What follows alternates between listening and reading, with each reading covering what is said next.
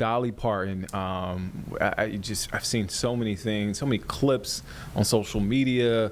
Yes, so many interviews, past interviews. I'm like, man, she's done a ton of things. She's done everything. Like, how did she have time to do all of this stuff She's the over the years? American The dreamer in chief, Yeah. as she's known in Dollywood. Yeah.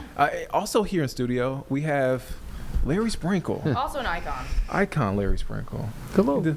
How are you doing, Larry? Larry, one of the things yesterday, as soon as the news came out about Dolly, we went to your interview from 2012. Something like that, yeah. Yeah. How many times did you get a chance to speak with her?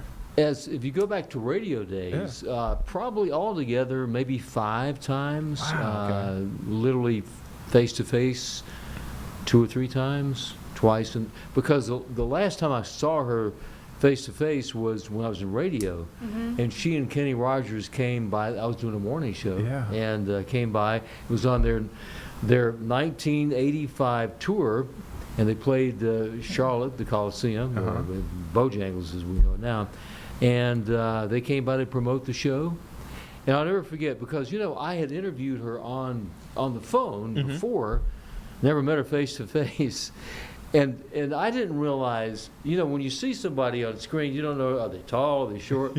So I walked up and she's coming, I stood up and walked in, and I went like this. I said, "Hello, Dolly." And she said, "You know what? You're a tall drink of water." That was her. You know who that sounds like? Carlene. She says that all the time. Oh, do you say that? I still say tall drink of water. Oh, that is great, because a lot of people have never heard that expression. Yeah. Old Southern expression. Yeah. Because she's only like 4'11", She's 5 teeny. feet. She's tiny. And she was the Kenny Rogers, and she was just full. Well, you talk about 2 people full of life and energy and just positivity at that time. Had both of them in the studio at the same time, but she was amazing, and just to meet her, and that was a few years back, and then to see what she's done since then, the development of Dollywood and all of her charity causes.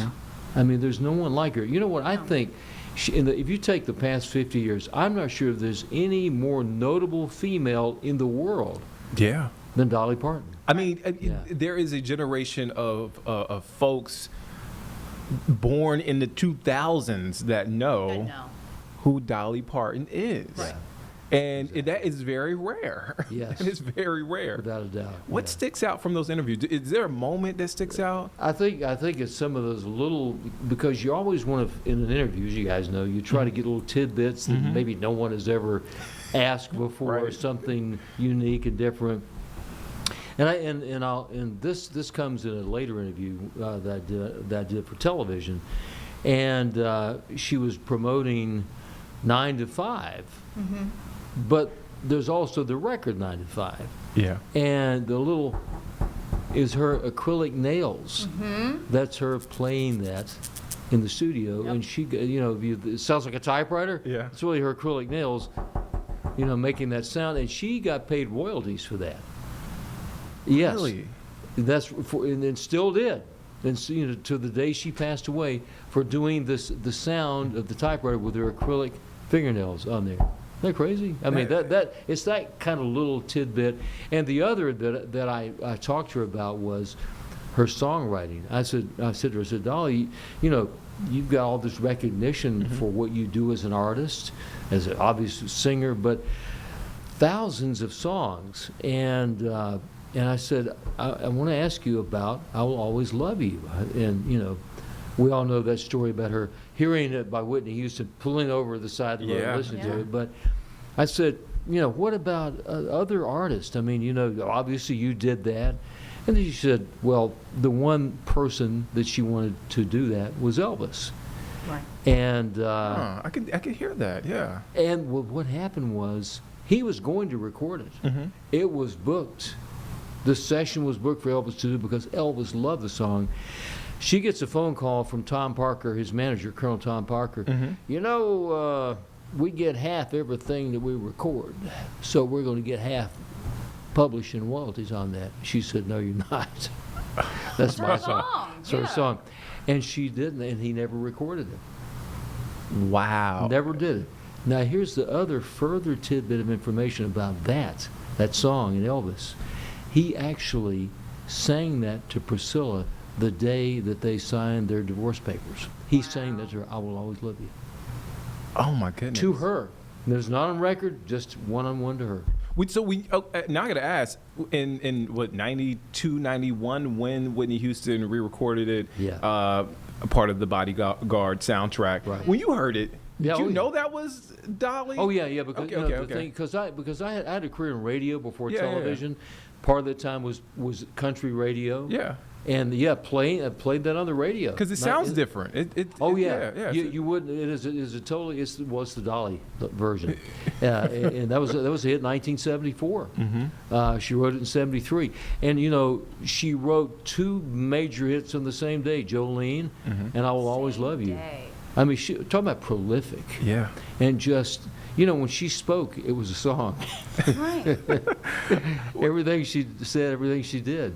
How did you prepare for an interview like Dolly Parton? And granted, very public. Yeah. You see her on TV. Now everything's at your fingertips. Google, even yeah. Google AI, where it'll summarize articles for you. Yeah. But how did you prepare for interviews?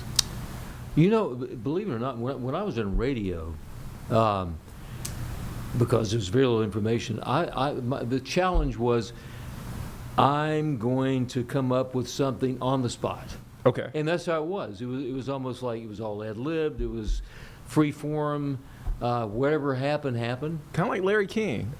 Kind of, Yeah. It was like old school way to do it. But now, because we do have the information, you want to be prepared. Yeah. You want to have that basic information, that little synopsis, so at least you know something about the person. But she was so fascinating, and as a kid, I remember her on the Porter Wagner show. The two of them together, and that's Porter Wagner is the guy she wrote the song about. Mm-hmm. I'll Always Love You. Because she was leaving, they were ending their business relationship. She was ending her relationship on the show. The other great thing about her is the fact that her loyalty to her family, to her brothers and sisters, mom and dad, musical family. She has 5 sisters, and 4 of them all backed her at some point in her recording sessions, or were on stage with her. Stella Parton was a backup singer, then had a career of her own. She's now 67, I think. Had a couple hits. Fantastic singer. And I didn't meet Stella, but her brother Randy came to North Carolina back in about 2006, 2007, and opened up a performance center in Roanoke Rapids, North Carolina. And he was stopping along the way to do tours. He wanted to promote it because it was his name was on it. Oh wow, that's the Randy Parton Theater or something like that. Far from home too. You're talking about northeastern North Carolina. Yeah, by the way, folks. it is out of nowhere. 1,550 seat performance center that unfortunately through some, I don't know the details, but there were some issues with it, and it just didn't work out. But he opened that up. But Randy, her brother, we're talking about, great singer. Yeah. Had a career, but he was her bass player in the backup band. Really? So when you saw Dolly Parton, if you go back in time, saw her on tour, that was her brother playing bass back there. A couple sisters singing background too. Incredibly talented family. We have totally, and there is somewhere on YouTube there is a video of her on a show where she's got everybody in the family, mom and dad. And I've got to find that. I can't remember how it's logged out, how it's written out on YouTube, but it's all the family singing, even her dad singing. You probably can find it now, easier now. Oh, you probably so, yeah. But it's fascinating to see that.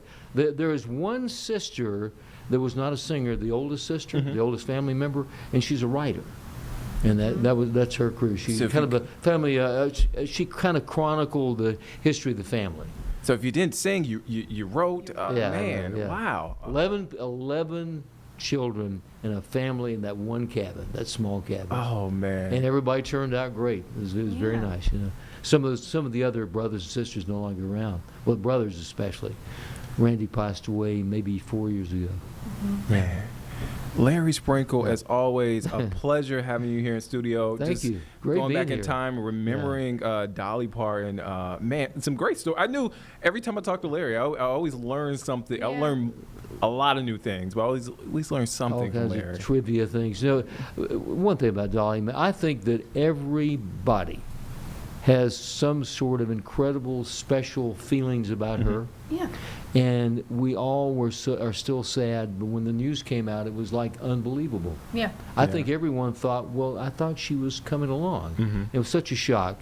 And there's a sadness about it because she was a spark of energy, enthusiasm, positivity, and just a real down-to-earth person that you're glad we knew about her. And like that song goes, we'll always love her. Yeah. Yeah. Oh man, She's Yeah. unlike anybody else. yeah. Anyway. She's Yeah. the American dream. She came from Really, nothing Yeah. to built an empire, and Mhm. given back to her community tenfold. No doubt. and many Yeah. communities, And many communities. and even here in Mecklenburg County. I Right. mean, we you guys had on this morning the Imagination Library, the impact of that here on Mecklenburg And County. Helene, she gave him over $1 million. Helene, yeah, I forgot about Helene, Helene, believe, yeah. yeah. Larry Sprinkle, as Thank you. always, thank Yeah. you for joining us here in studio. Glad to do it anytime.